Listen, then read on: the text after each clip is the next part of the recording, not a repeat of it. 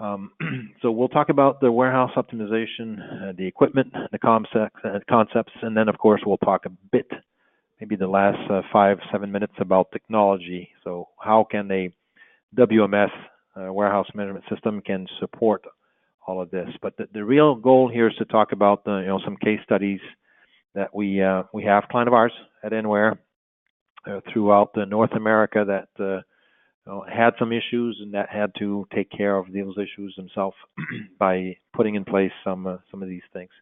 So one of our clients is in Memphis, Tennessee, and Neotech, and as you can see on the picture, they are distributing brake pads and brake rotors to large retailers and of course smaller mechanics shops and whatnot. But their bigger clients are really the O'Reillys, AutoZone, and all those big guys and retailers that you guys are very well aware of because of all the ads that they have on TV.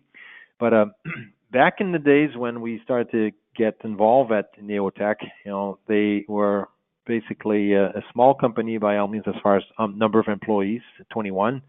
For 21 employees, maybe a bit higher revenue. So obviously it was a lot of volume, a lot of shipments, but maybe not the number of employees you would see usually for a $70 million company. And they had challenges on inventory overstocks, right? Where do we take our inventory? How do we place it? And then they would have to rent some tractor trailer to leave in the yard to store stuff. They had some other warehouses. They had a lot of inventory inaccuracies, right? So they had no clue what was really being shipped, and the manual processes really brought a lot of shipping errors to their clients. And those of you that ship to those larger clients, like I mentioned earlier, you're very much aware that if you make a mistake and you ship the wrong product, you'll have a penalty. All right. So if you ship something and then the EDI transaction says one thing and then what's on the pallet or in the box is the wrong product, then you have a penalty. You bring the product back at your own cost, and then of course you'll send the proper product at your own cost.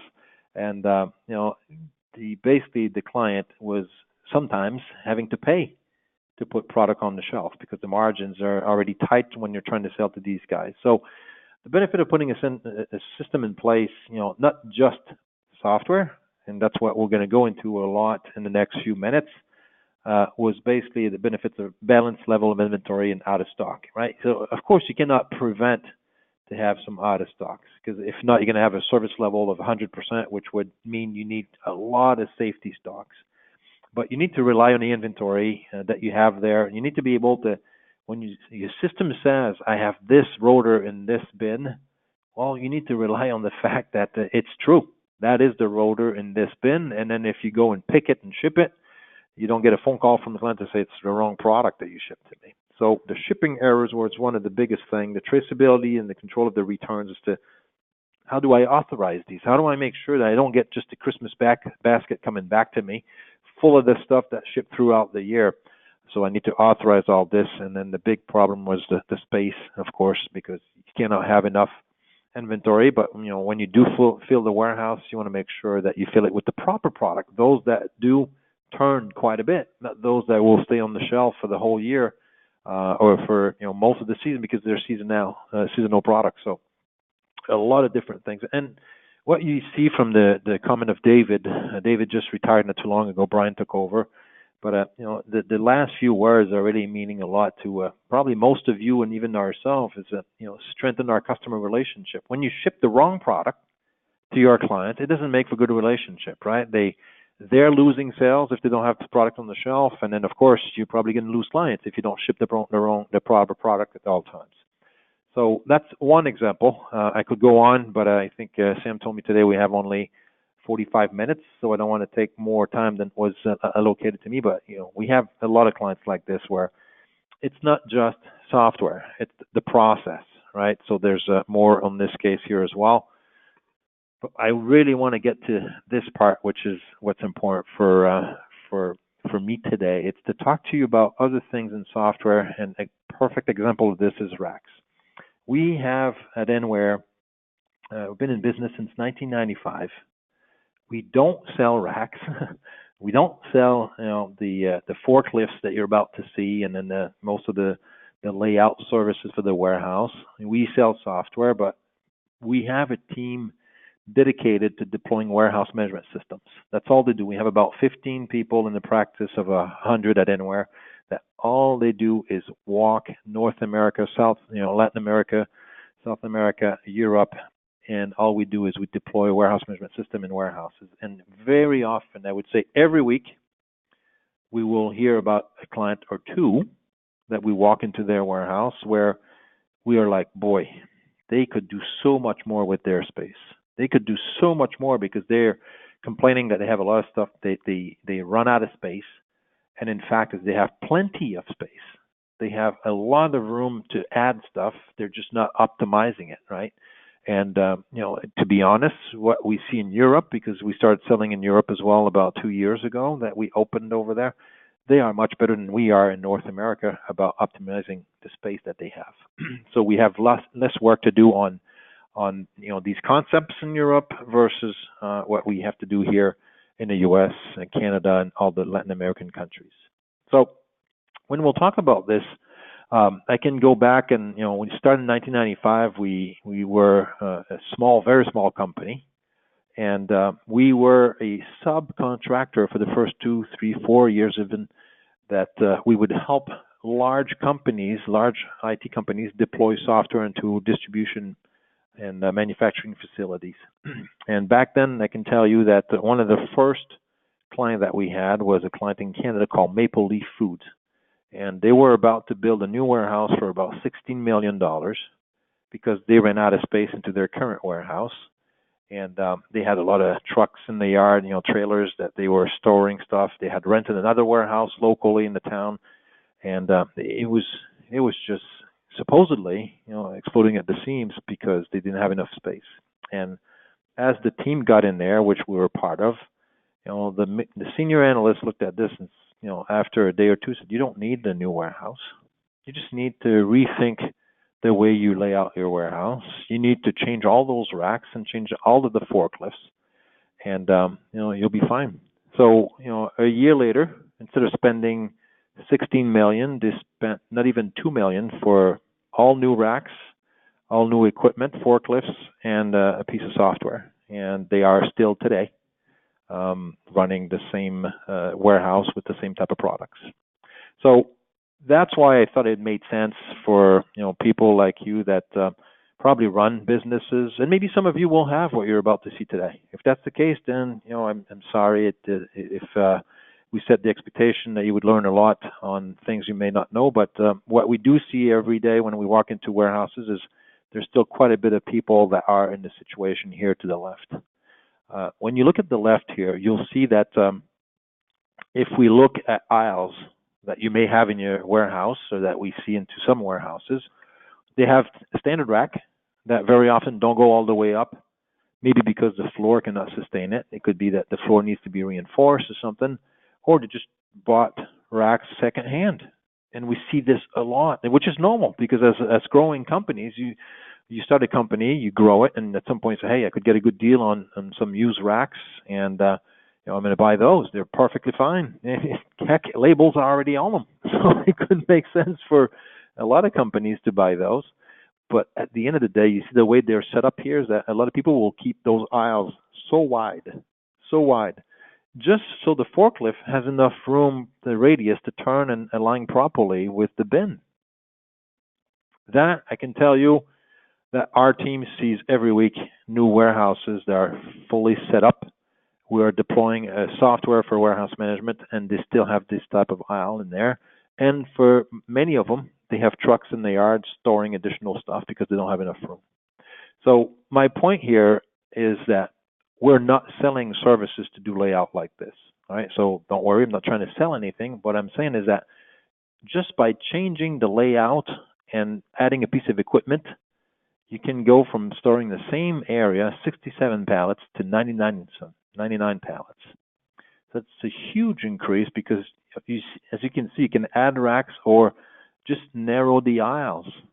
And the thing that you need to do is just to buy or lease, because most people are leasing these days, those updated equipment to handle the material. And of course, you see this more as a rectangular warehouse, but when we start really talking about layouts, there are companies that do this. We at Anywhere don't do warehouse layouts. We know most of them, and we work, and sometimes we'll do high level recommendation. But if you say, no, I want to really think this based on volume, based on number of people, based on flows, based on where my docks are, the receiving dock is here, the shipping dock is here. What you see here on the right side is a very popular layout type, which is called the fishbone layout, right? And a lot of people will say, well, if my people and my product need to go 1, 2, 3, 4 doors wide, might as well direct it all in the same area where everything flows, right? Why go all the way here to enter an aisle, go all the way up and then back down like this? It makes sense in some areas, depending where the doors are, but this is just an example. Is when you're looking at the warehouse and you're thinking, well, we need to switch warehouse, we need to add a warehouse, we need to add storage area, chances are what you have for a building already in place can do the job. Okay, it's just worth the exercise to do, and you would be surprised, right? So that's something that again, we have partners that can do this for you, but it is something that's extremely popular and not that costly. You'd be surprised at how much it costs to add new racks, and it's not because you need the different types of racks that you're not going to find it secondhand. There's a lot of racking that can be reused, and not just the typical racking. A lot of clients, I would say, we're in the warehousing all the time. Every week we have people in warehouses, and myself, I visit with a lot of you clients or even prospects sometimes when our salespeople agree to bring me in so I can meet people. In the past 2 years, I can probably count on the finger of one hand how often I saw people store material over the doors, as you can see here. Okay. So again, maybe you have insurance concerns and there's different rules that you need to put in place, but there is so much space available in warehouses and plants these days, and people don't use the height that they have. I go to a lot of manufacturing clients as well, and we see that there's the floor space is all used with the machine, but the height is very rarely used properly. So keep that in mind, and keep in mind as well there's different types of racks, and that's where we're getting in the very interesting subjects of today's presentation. Is when you start looking at racks and you start looking at the turn of your inventory, that's when it starts to analyze the real process, and it really pays to analyze this, because as you can see here, the pushback racks, something else that we don't see a lot. But what it is that if you have a warehouse or a business that has a lot of volume, but not many SKUs, right? So maybe you don't need a lot of pick faces. And what I mean by pick faces is an area, a bin, where you can pick a specific product. If you are in a place where you have a lot of aisles because you have a lot of pick faces, it's because usually you have a lot of SKUs and you want each of those SKUs to be available on the spot to be able to pick a unit out of it. But if you say, no, I have a lot of volume, but it's a lot of the same product, high quantities, then that's why you don't need as many aisles that other warehouses may need, right? So that's why you'll see, as you can see here, there's 4 or 5 deep on this side, and you can go all the way to 6 deep as well, right? So that's why you see a lot of those say, I have a lot of storage. Why waste space with aisles that I don't necessarily need, right? Because if I need to pick, I have enough pick faces for all of my different SKUs. So again, a lot of analysis can be needed, but it doesn't usually take more than a couple days to come up with a situation to say, wow, you don't need a lot of pick faces. It's very easy. You need maybe, if you got 800 SKUs and they all turn, then maybe you need 800 pick faces. But why have so many? Maybe some people have 2,000 pick faces. That basically is just using it for storage. So save space, save aisles, and stack multiple, in a row, like you can see here. And of course, those push back as you take one pallet out slowly, like you would see at the convenience store. The other Coca-Cola slides in to replace the one you just took, right? Same exact thing. So Those of you that need to manage first in, first out because of expiration date or whatever reason, you can replenish from the back. So maybe you have an aisle in the front to pick and an aisle in the back to replenish. Okay, you have the drive-in, drive-through, which is very popular as well. So you have different racks, and then you'll store overhead. You stack them on top of each other. There's a lot of different things. There's also pallet flows that are getting more popular by the year. So we're starting to see more awareness, and that's my goal today, is to make you aware of other things in software, to say, hey, we don't sell this, but it's something you should probably look into, because there's so much about the types of racks, how you lay them out in the warehouse based on the possibilities. And I didn't see a lot of warehouses that you could not straighten the floor to take the load that's needed. So the load calculation can be done, and most of the time it's never an issue, right? When we start to pick units in cases, that's when we start to see a bit, more pick faces. If it's very small products, right? We have clients, for example, like a lot of you in the U.S. are probably familiar with Swarovski, the optics and the binoculars and the rifle scopes and the jewelry, right? The crystals. So they're a client of ours in Rhode Island, and of course, they don't have large areas that they store a lot of scopes and binoculars. It's smaller products, and they have a fair amount of SKUs. So it's smaller bin, more like in the middle right here, where you see, you may have 2 cases wide. You'll have, a label here with a barcode to identify the bin number, like you have in the same time here, right? And not the type of location only that's necessary, but when you look at this, you say, all right, I have different types of racks. It could be flow racks like this where they flow, or what you see here next to the conveyor. But the reality is, how do you lay them out, right? How do you lay them out? And this is where you start to look at things like, look at this gentleman here. He's kneeling down, and it can hurt the knees slowly. He loses time. He may spend time bending down. It's not very productive. So if I bring you to visit a client of ours in Toronto, Canada, and the name is TI Foods, Darren, the general manager, will walk you through the warehouse, and you're going to be like, wow, this is awesome. And I can tell you the story that we brought a prospect of ours from Charlotte, North Carolina. They wanted to visit a company that was in the food business, so I brought them to Toronto, and that's why it's fresh in my memory. It was about 3-4 months ago, and I was there as well. And I remember walking in there, and then the guy from North Carolina says, holy moly. We realized that the two companies, our client and then our prospect, had the same amount of SKUs, had the same level of volume as far as number of orders a day to ship. They both own their own trucks. And we walked the warehouse, and then the guy from North Carolina was just scratching his, whoa, I got a lot to learn here.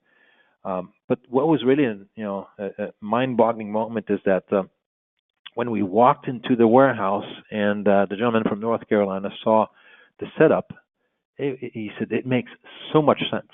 And just an example, right? That you all have probably pallets, cases, and some units.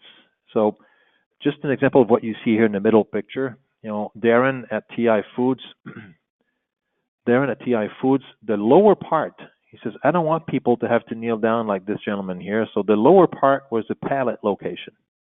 So this whole area here, all the way to about here, about waist height, it was all pallet all across the aisle. And then from waist height until about head level, eye level, it was all flow racks like this to pick units in cases, right? And then, of course, above that, it was all pallets in cases. So people never had to kneel down. They were just walking at their level. They never had to bend their knees, and they were just picking this. And then behind them, when they were out of the aisle, came a small forklift that were picking pallets when needed in cases as well. So he was managing the flow of people based on releasing orders by zone. So we were zoning it appropriately, and that's a software thing. But again, when you look at the warehouse layout, it made so much sense. And at the end of the day, long story short, what was really, really a shock for the gentleman from North Carolina is that same number of orders, same number of SKUs, same number of trucks, and the guy in Toronto was managing his whole warehouse with 8 people. North Carolina had 21 people in the warehouse. So, and they're about to go live, I think, is it the first of the year or 1st of February, they'll go live in North Carolina. So needless to say, they learned a lot of things. And again, it's not rocket science. We have to stop and think it's not just software. It's about how we place these things, how we lay out the racks, how we do things properly.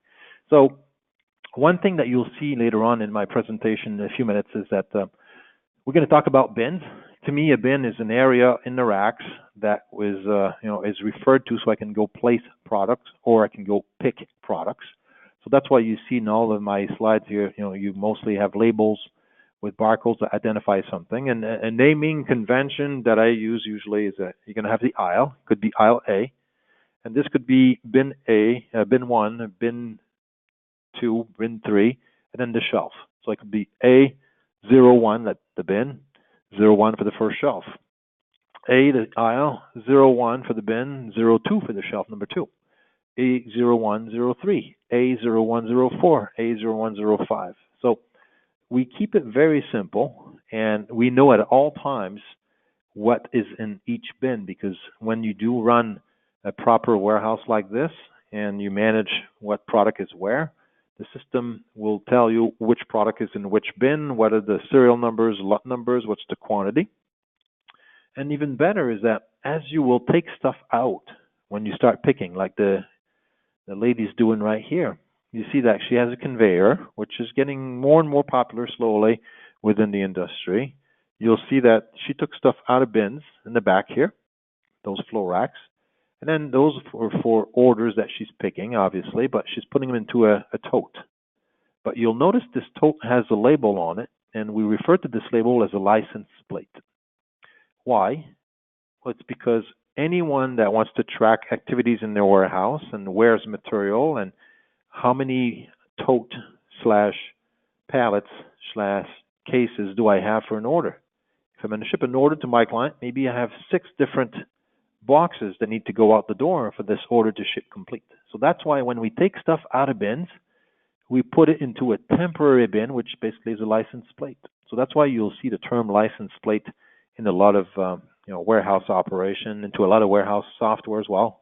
When I do a quick glimpse of what a warehouse software is at the end of this, you'll see that it's going to ask for a license plate. Well, basically, I want to know, where's this material? It's not yet in the bin, so tell me, where is it? So it's going to basically be a license plate like this, where it can be a label that you slap on a pallet that comes in, or it can be a bin like this, a tote, that will be reused all the time. If you come to Swarovski, you're going to see that they have little carts with shelves, and each shelf has a barcode, because they're going to go through the warehouse to pick 3 and 4 orders at the same time. And each shelf is a license plate that basically is associated with an order. And then when it ships out the door, the order ships, then that license plate / shelf is empty, becomes available again to pick something else. So license plate is something you will see a lot in any warehouse operation for receiving, picking, and shipping. And it basically translates into a temporary bin or location that the products are in. So a lot of different types of racks, again, based on operation and requirements. I remember another client that we did in 98, 99 as well, right after Maple Leaf, was Americ Disc. Americ Disc was doing CDs and DVDs back when they were popular. And obviously we were picking CDs to replenish Target stores and Walmart stores. So we had to deploy a system that people were able to go pick small orders, because usually the stores will replenish every night what they sold during the day. So sometimes there was an order for 6 CDs, sometimes there was an order for 38 CDs. But you would never go to the warehouse to pick one order at the same time, because you'd go to the warehouse and come back mostly empty, right? You don't want to drive a forklift coming back with 17 CDs on the pallet. So I'll talk to you about different concepts that we had done there. We deployed this in Modesto, California, Minneapolis, Miami, and Montreal. But it was, again, very, very important to be able to manage things properly. And I'll talk about this when we get to the type of equipment that are being used when you do picking. And to a lot of clients that we go to as well, Manufacturers a lot, they say, well, I can't put barcodes on my products. I can't really put them into a pallet and store them. So how do I know where to locate them and whatnot? Well, that's why you have containers like this, right? Yeah, maybe you're not going to buy them on Amazon. You'll have it made locally by a welding shop, or you can buy them from those places that sell racks. But there's always possibility to store something. ISC stamping, a client of ours, they stamp metal, and they basically do. If you do ice skating, well, that blade, it's probably made by a client of ours called ISC stamping. They do all the stamping for blades for skates, and a lot of stuff for appliances that need to be punched through or molded and stuff. So that's what they do. So that's why you see baskets here where you can just put a bunch of loose parts, and they're loose, they're in there, but there could be a barcode on that cage here that basically details what's in there with the quantity and the lot number of in this case, in the metal business, it's mill number. You have these type of racks as well that you're very familiar with when you go to Home Depot or Lowe's, right? And you also have our pharmaceutical client that make painkillers. We need to make sure that the racks are unlocked only for certain people. So that also is a reality of today's world. When you do, pharmaceutical type of business, then we need to manage the type of racks that will open based on who has access to what. And when we talk about space, I did show you drawings of what the layout can be, but this is the best picture that you can see. Very well organized warehouse. And you'll see that when we walk into warehouses these days and we see 20 feet, 30 feet between racks, we're like, all right, they got plenty of space here. I'm sure they're not going to complain about lacking the space, because if they do, then they can definitely use better layouts. And this is a perfect example where you see they'll usually be about 4 to 5 inches on each side of the forklift, right? And, the driver cannot turn right or left. It's disabled as you enter the aisle, it's disabled, and you cannot back out because you don't see well behind you. So, this is the typical type of layout that we'll see once a warehouse is laid out properly. And then when I was telling you about the type of equipment, which we'll talk about in a moment, you see that the person is going up with it, and then we'll pick maybe cases. In this case, she's picking a pallet right here. These guys are picking cases, and I'll tell you the story about the CDs in a moment. But long story short, we're not selling racks either. We don't do layouts, but if you do have a space problem and you're about to rent another warehouse to put the overstock, then maybe you should look into this. And we can definitely recommend partners, or maybe you already have people that you work with, and maybe you already set up properly. Then again, congratulations, that's awesome. But a lot of companies are not set up properly based on what we see. Right? This is a perfect example of someone not using the proper configuration. That means they can't complain that they are lacking the space. Right? There's just still, if all of their aisles are this wide, they basically have a lot more room to grow. Talk about forklifts, right? The lift that your trucks that you see here, standard one that we've seen forever. The reach truck, again, this is nothing new. Nothing new. Everybody have seen probably these double reach. You can have them that will reach further as well. Yeah, they're a bit more expensive, but it's a lot less expensive than having to build or rent another warehouse.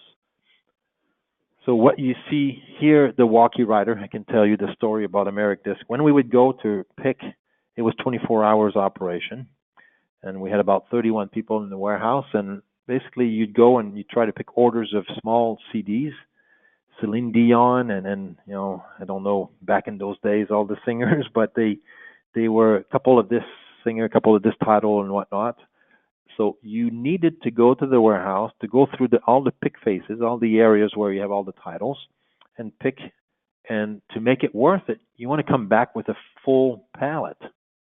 So that's why behind this little equipment, the walkie rider, when we saw this, we said, all right, we need to build something that will fit on those forks that you'll be able to pick and sort at the same time.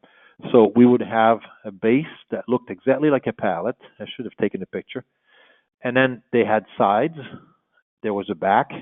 And it was only open on the front here, right? Why? Because inside that little cage, it was basically a cage, right, that we would just put on the fork. Inside the cage, there were shelves.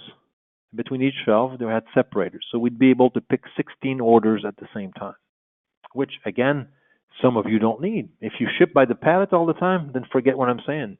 But if you do have to, start to pick, and most clients are starting to do this today because with a lot of the e-commerce going on these days, there's a lot more, business to consumer type of business where you pick a couple T-shirts and then a pair of glasses and whatnot. So now you need to send your people to the warehouse to pick smaller orders, but more orders overall.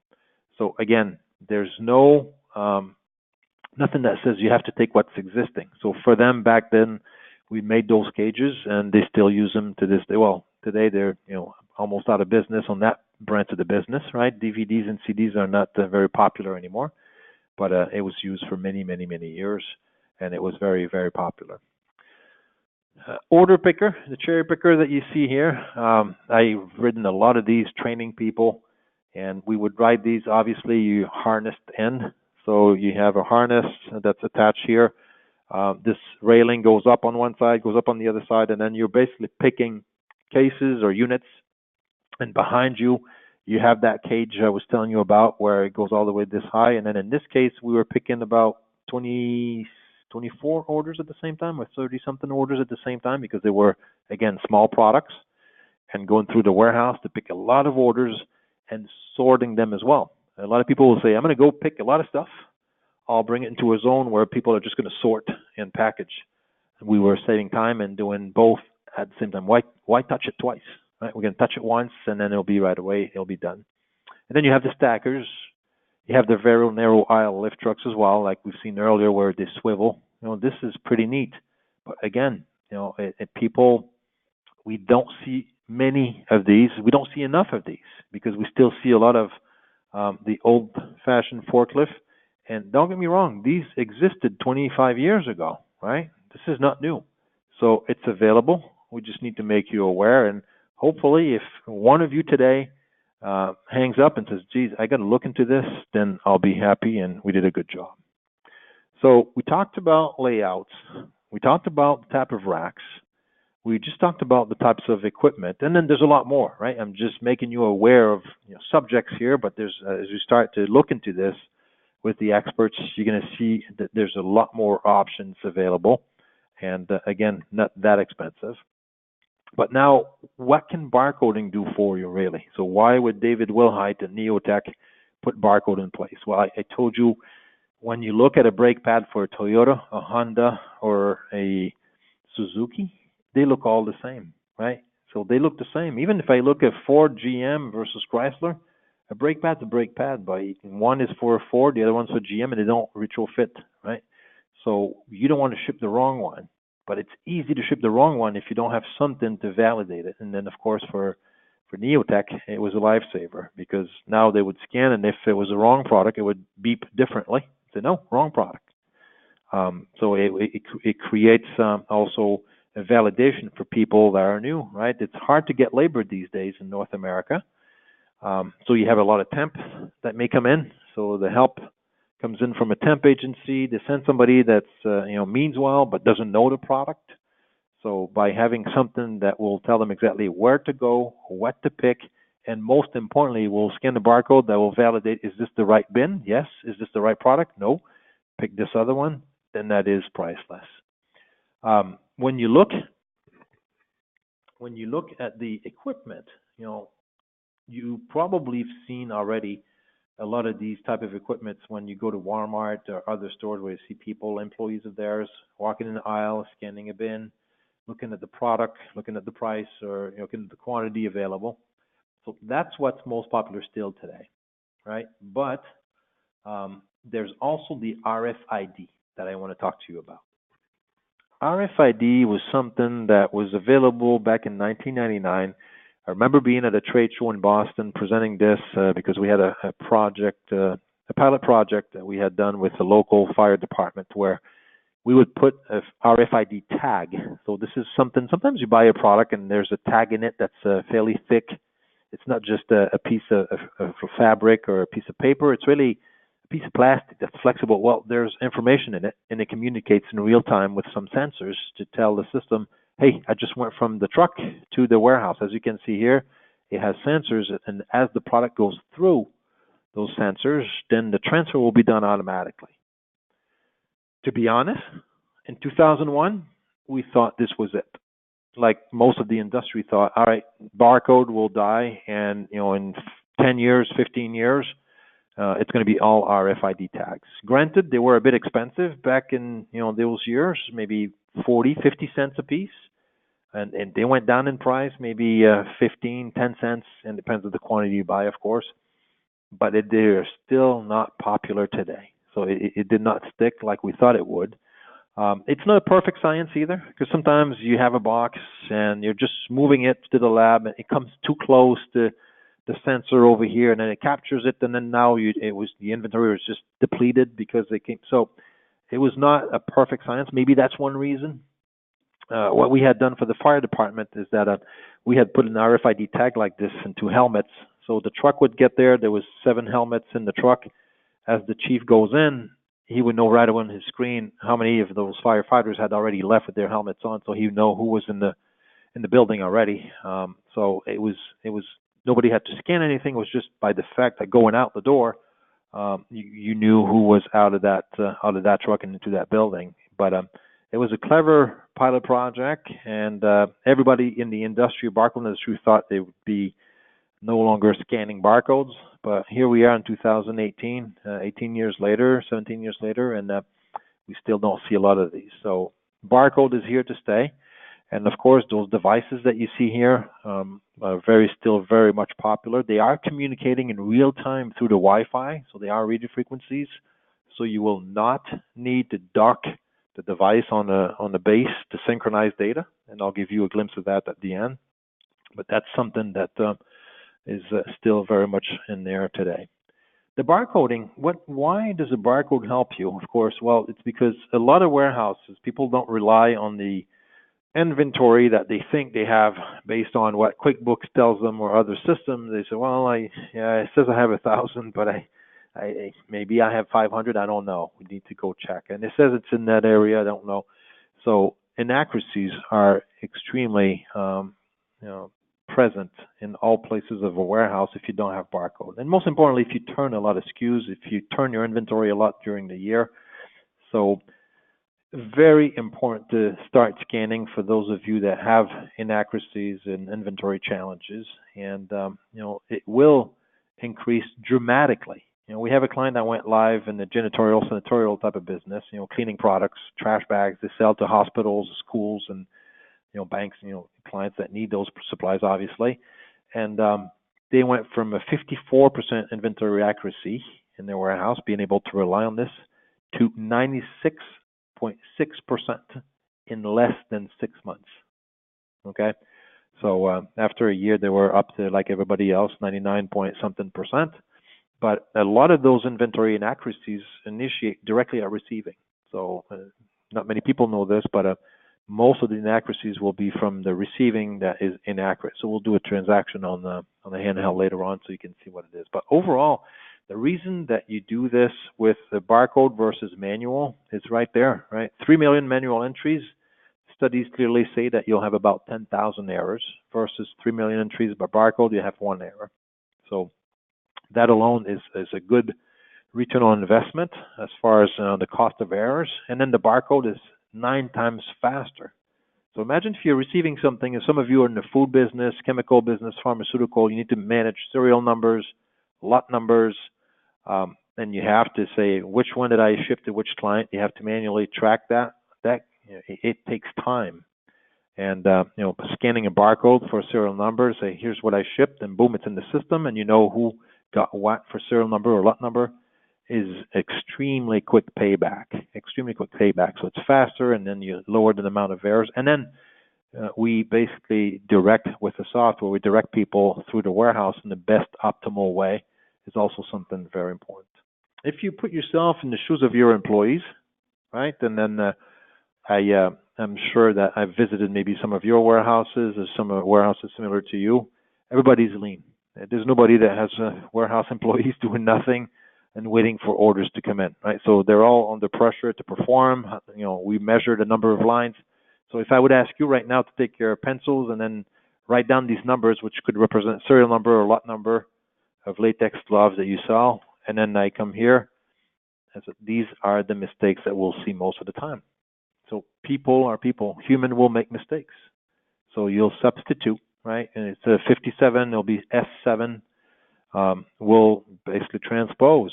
We made it on purpose here to say 132. Well, a lot of people, you don't need to be dyslexic to get this one wrong, right? And then sometimes we'll omit, and then we have that omission right here that it's 1, 2, 4, and then we forgot the 3. So long story short, there's a lot of advantages, and payback on warehouse management system based on what we see for now 20-something years, it's usually well within a year because there's so much to gain from warehousing, not just warehouse management software, but everything else that we just talked about. The types of barcode are very important as well, right? Because if you go buy a pack of gum, if you buy a can of soup, the barcodes that you'll see underneath your pack of gum or behind whatever you buy at the grocery store, we know it's going to be scanned into a clean environment, the grocery store. We know the lighting's going to be good. We know that there's not going to be too much dust, right? Because you probably would not buy a product to eat at the grocery store if it's full of dust and you can't read the barcode. So that type of barcode is a UPC barcode. And what you'll notice on the UPC barcode is the lines are very thin, very, very, very thin, and there's a lot of them. When we get to a warehouse, in the area where Maple Leaf, where it was cold, it's a freezer environment, that there's dust because it came from a container from Asia, maybe in some cases, if it's auto parts and stuff like that. Maybe the boxes were, touching each other during transport, so the barcode's faded a bit and it's scratched up. That's why you have different fonts. So like you have in Word, you have different fonts, Times New Roman and Arial and whatnot. Well, you have the same thing with barcodes. So the barcode that you see here, the one-dimension one that I have, is a 3 of 9. You'll notice the bars are much thicker, right? So picture it into a corner of your warehouse that's a bit darker, that maybe it's a slow mover product, so there's dust on it. And of course, the product's still good because it's protected by 2 layers of cardboard, because it's to a big box that's in turn into a smaller box, and then that's the consumer product. So normal that there's dust in it or on it, but that's why we have different types. So it could be 128 barcode, it could be 3 of 9 barcode, it could be UPC as well, but there's different fonts for barcode, and there's also different types of barcode. Going back to that client, Swarovski, they receive from the parent company in Austria, they receive in Rhode Island a bunch of rifle scope and binoculars, and because they're very high value items, they're all serialized. So because they're all serialized, we want to track serial number coming in and then who gets what, because of course, if I ship a serial number to Dan and it's warranted for 5 years, if it comes back to me, I want to know, is this the real product that I ship? Is this the 5-year-old product that is still under warranty? Or it's the 10-year-old product that we sold him years ago? So serial number tracking is important. That's why sometimes when we will scan something coming in from a parent company or a partner that put 2-dimension barcode on it, we'll be able to read that barcode, and then automatically it could be 20 serial numbers that are entered in the system. So that's why if you need us to read more information, that's how we're able to do that easily, by parsing through the barcode and then inputting a lot of information, lot number, expiration date, and whatnot. We have clients, they receive fish in Florida, right? And they will receive fish. They need to have the lot number, when it was caught, the temperature in the truck. So there's a lot of information that it resides in this barcode. So we can take this and bring it into SAP Business One. When we talk about mobile computers, right, what you've seen a lot of times are these here that are pretty bulky. And we still sell some of those, but not a lot. A lot of people will go with the smaller units that have no keyboard or much smaller keyboard, like below here.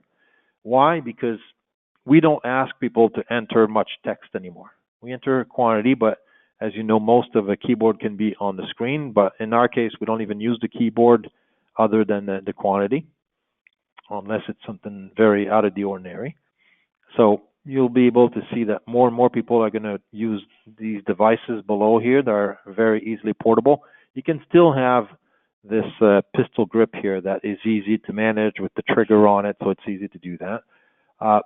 These wearable computers are getting more popular as well nowadays, but there are people that don't like them because of the comfort, right? If it's directly on the skin like this, not the best. Even if they're improving and stuff, in a hot environment, you feel the sweat a bit and whatnot, unless you wear something in a much cooler environment like this one here below. So again, there's different types for different people, and it's all a question of preferences. Printers, same thing, right? And there's if you're going to ship a lot of products and you're going to have 3,000 products coming in at the same time, and you need to print a lot of labels because your vendor did not label them properly, then of course we would select the proper printer based on that. And I'm going to pause on this screen here and spend 2 minutes, and then I'll finish with a quick glimpse of a management software for warehouses. But if we look at a very rectangular warehouse, you'll have different type of racks as we looked at.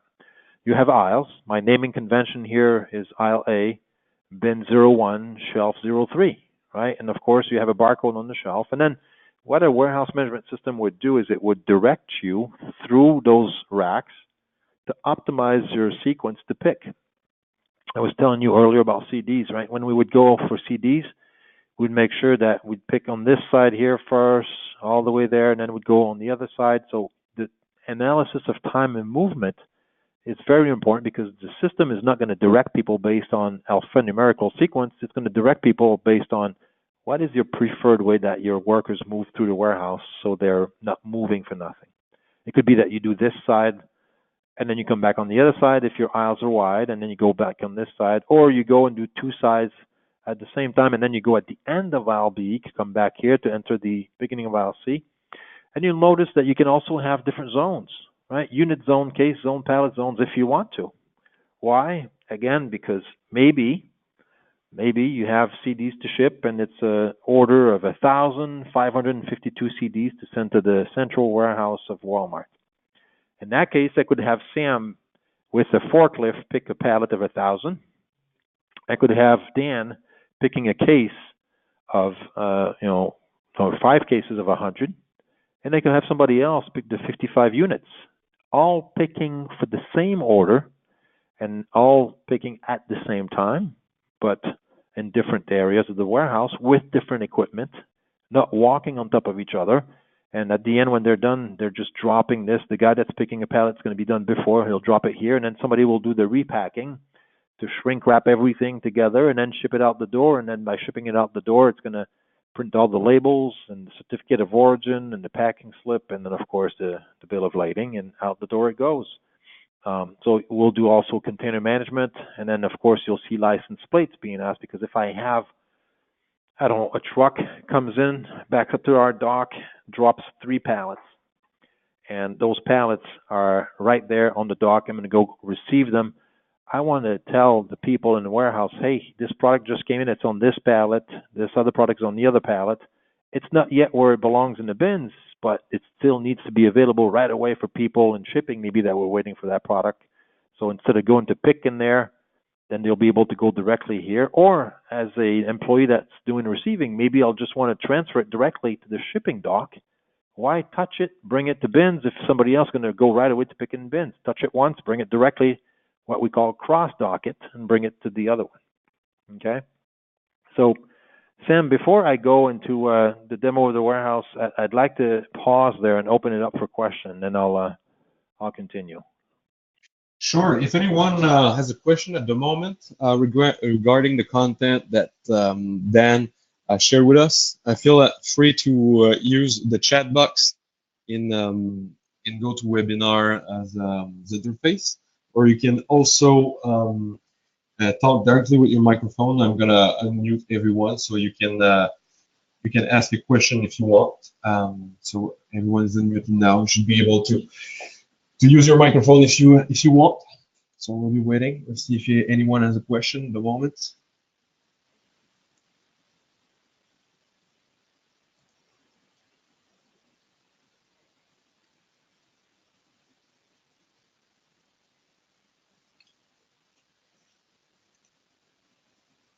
All right. I think that there's a lot of information to process. So surely, if you have a question that comes up a little bit later in the future, we'll make sure to follow up with you guys. And you can also feel free to reach out to your preferred account executive, whether it's Brendan or Neil. And you can also fill up the form on our website if you don't have the contact at your hand or close to you. So we'll move on now to the demonstration.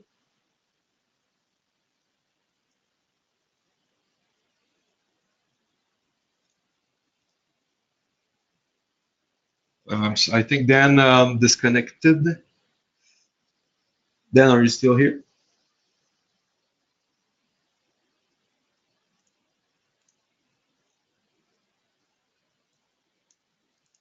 We have a little sound problem. It should be corrected within a few minutes.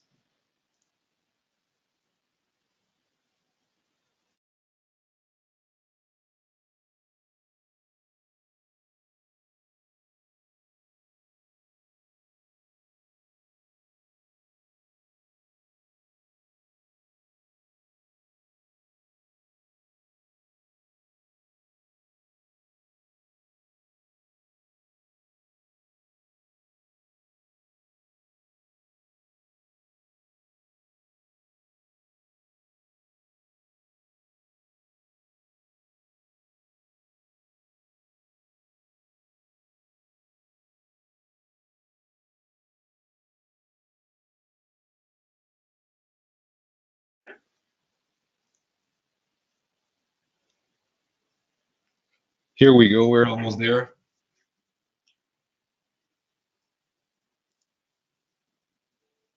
Well, Sam, you hear me? Yep, we're good. Okay, so it looks like you muted me for some reason. I was telling you I'm not done. I'm not done. So sorry, people. If you still have a couple minutes, I'll just show you the piece of software that can run in a warehouse. Of course, there's multiple different software available. We happen to sell, SAP Business One, which is an awesome product. And we used to recommend a lot of our competitors. They're all pretty good products. We've recommended in the past a lot of Microsoft products, Epicor, Infor products, NetSuite. So we used to not sell anything. Now we're a reseller of SAP, and I'll be happy to tell you why we selected SAP. But our software lease is also sold through other SAP resellers across the world. But if I just give you a glimpse of what I talked about on the concepts, right? If I log on, and you'll notice this is on a web browser because we developed our software to be very easily accessible wherever you are. So you can be anywhere in the world. All you have to do is connect to the corporate server that this runs on, and then you're able to do transaction into a remote warehouse.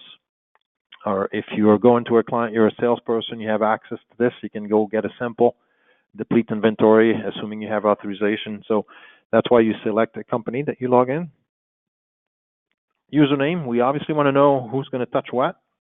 And obviously this will drive what the person has access to.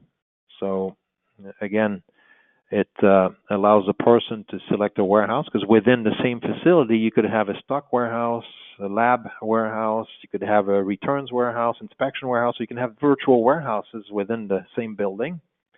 Or you can have multiple warehouses, if you are in Pennsylvania, New York, and California, all working in the same company, but just different business unit. You can select a different warehouse. And if I work in a big warehouse and I work in shipping today, maybe I want to print where my labels and packing slip are going to print, right? I don't want to have to walk 200 feet to go get my stuff. So that's why I can select the printers are closer to me. And of course, the menu here is based on the authorization that a person would have. And very quickly, it is responsive. So if you, as a company, decide to adopt those wearable devices where it's something that you wear on the forearm that you saw in the picture, then it would automatically readjust based on the available real estate to display. What happens here, it speaks for itself. Inbound, I'll just go quickly through menus. You're able to receive purchase orders here. You're able to put them away. The system will direct as to how to go place them based on where they belong, try to consolidate the same product together, try to place them for first in, first out if it's applicable for you. If you buy by container, It'll allow you to do container receiving, because when you buy by container, you have way more than one PO per container. So when Asia calls up and says, here's what I'm shipping today, and you have to pay for that container shipment, so you basically own the product while they're on the water, then when it shows up at the door 2 months later, you're not going to receive it. You'll unload it.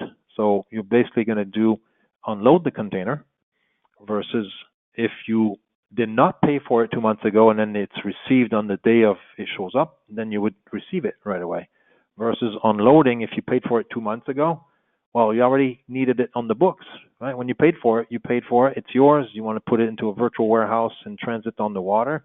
And then when it shows up, it's basically a warehouse transfer, not a receipt, because the money was already spent and the value of inventory is already on your book.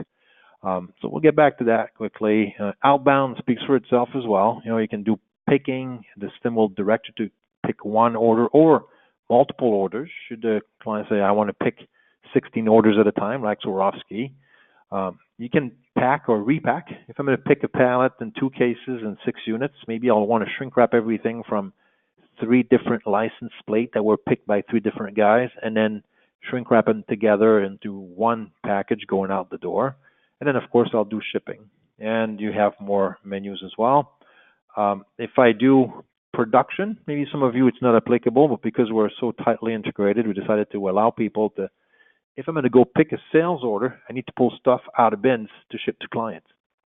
If I'm a manufacturer, I need to pick stuff out of bins to then make something else. So that's why you have picking for production, which in this case, we would read the bill of material, right? And then we can transfer to different production line, right? For example, if you are Golds in New York, you make mustards and horseradish, then of course we want to pick the ingredients, and then we're going to split them into different production lines. And then we'll have production receipt to be able to tell the system, hey, here's what we made for finished product, that mustard, and here's what we consumed or what we backflushed for raw material with the associated lot number. So I have that traceability for food manufacturers. And of course, if I'm done with that horseradish material or whatever raw material they used, then I need to return whatever's unused to its proper place. So that's why we have production. That could be applicable for some people. RMAs, hopefully you don't need to do a lot of returns, but if you do need to receive returns from clients, that's also something that most WMS will manage. In our case, we use the service module of SAP to kind of previously, when the client calls back, say, hey, yeah, we'll authorize this product and this product at this price. And then 2-3 days later, when it shows up, then on the handheld, they're able to scan the RMA number. And then at that moment only, will it bring back the items into an inspection warehouse. In your case, you probably don't ship it to your supplier to repair it and receive it back and ship it back to the client. Again, best example, if you make another client of ours, the cool sculpture devices, that amazing new device that is very popular in the U.S. And if something goes wrong, they ship it back to their supplier to fix it, then receive it back, and then ship it back to the salon that's going to be using it. Returns, if you have multiple warehouses, of course, somebody needs to request in the office, say, hey, please ship something from the New York warehouse to our LA warehouse. Then the same thing that I would do for production or for sales order. Somebody in the warehouse needs to get the request to go in the bins and pick something and be directed to remove stuff out of bins, package it and ship it. And then a week later, when it shows up in California, they'll have to receive it. So that's whole process of warehouse transfer is supported. And finally, you also have internal operations that basically will be inventory inquiry. If I do see something that's damaged or I want to go to the client with a sample, I want to do an inventory adjustment, I'm able to do that on the spot here, assuming I have authorization. My whole cycle counting, right? If I need to cycle count, which everybody wants to do, perpetual inventory, replenishment. If you'll do like Sam's Club and you'll let down at night the big pallets from above to replenish the unit faces at the floor level, then you let down and you fill the pick face base. And so that's, again, something we do. The inventory inquiry is if I need to see, tell me where this product is. So I want to go take a sample and go to a client. Well, the system says you got a 2811 in there, you got 100 in this bin, and then you got another one in this bin, quantity of 26. So it tells you what you have where. So you can walk there and grab it and deplete it to go to your client, or if you see something that's damaged, you can then, of course, adjust it. So if we just do one quick example to show you how it would work, I would go into the SAP screen, quickly do a purchase order. I'll take one that I did this morning, and I will duplicate it. I'll just select something, and I put two products in there. One is just a regular product. The other is lot manage. So the system will ask me to pick something. And of course, I could have a note in there to say, please be careful. This vendor is doing push all the time, so count properly, or whatever note that the office wants to transfer to the warehouse. Okay, so I'm about to create the purchase order 957. Okay, if I go on that screen here, the workers at the dock, there's a truck that backs up, drops two pallets and says, here's the paperwork, and on the paperwork says your purchase order 957. I go inbound, I want to do receiving. I have more than 99 receipts waiting to be done here. So at some point those trucks will show up. It's a 957. You see that it's not there. It's normal because I did not yet save this transaction. So if I go back here, my point is to show you that this is truly real time. As soon as I clicked here, it went down to the device and it's using the Wi-Fi to communicate in real time. So I don't need to dock anything. I don't need to wait. It's a fraction of a second. And right away, I'm able to receive. And I can just say, all right, what's the license plate? So again, as I said earlier, you could just slap a barcode on this. Say this pallet, 1, 2, 3, whatever it is that you scan. And then my system here is configured as cross-docking. So it tells me right away that on this order that I'm receiving, there are products that are being waited for on the shipping dock, right? So maybe instead of bringing them to where they belong after I'm done, I'll bring them directly to the shipping dock. I could bring them directly as I move them. So I'll say, all right, thanks for the information. And then if you have barcodes, because still about 38% of products coming into warehouses in North America do not have proper barcodes, okay? So I could just scan the barcodes. I click here and I start scanning. But if you're part of the 38% where there's a barcode on the box that comes in, but it's not the one you want to use, it's not your SKU number, no worries. All you have to do is tap the screen, right? So the screen, as you see here, it's all touch screen. I'll see the remark that people in the office wrote for me, so I need to be careful for this or that. And then I'm able to just tap the screen and say, this is the first product that I see. So I go and I would enter the quantity. And you'll notice my system is configured as a blind count. I'm sure your people are great. They would never do that, but maybe some people in the neighbor's plant or warehouse, if I wrote 75 here, they would look at it and say, yep, it looks like 75. So we don't want people to assume. We want people to really count, and that's why we're doing blind counts most of the time. I would say 95% of our clients are doing blind counts, and it's exactly to avoid those errors and mistakes. So I could put quantity of 1. And then, of course, it brings me back here. I'm able to say, all right, this product now, and as you'll notice, this one in SAP is flagged as being lot managed or batch managed. So that's why it's asking me to scan the batch number. So I would scan this, confirm the quantity. And of course, it brings me to say, bring some to the cross dock if you want. Maybe I see some more of this one, and I'll scan 10 more. But then it stops me and says, whoa, you're receiving more than what was ordered. Are you sure? So we're trying to challenge the employee to capture the mistakes if they're distracted by chatting about the game last night or something. So we're making sure that they are being challenged. And if they say, yeah, then we continue, and then we let them know. And when they are completing this, so yeah, I'm done counting. Then we challenge them and say, hey, we ordered 1, you're receiving 11. Is this a typing error? Okay, it looks like that to me. So I could just click on that trash can to trash it and count again. If it's okay, I could also tap the barcode, so it would print out the barcodes I can put on the products. And if I save, then what happened is that in the SAP or in the ERP, whichever you're running, if I go back, you see that 957, the PO is now closed. And then if I look at the goods receipt that was created in real time by the handheld device, this was created as a receipt against purchase order 957. And I'm giving a visual cue to the people in the office that our vendor did some push again, because I counted the 1. We fulfilled the line of 1 that was at the PO level, right? It was right here. but they got 10 more. So that's why we're repeating the same SKU, but on a different line, so it's clear for purchasing that we got some push from the vendor.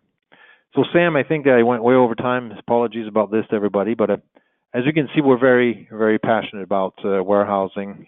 That's what we do day in and day out. And we'd love to talk to you more about this should you have an interest. So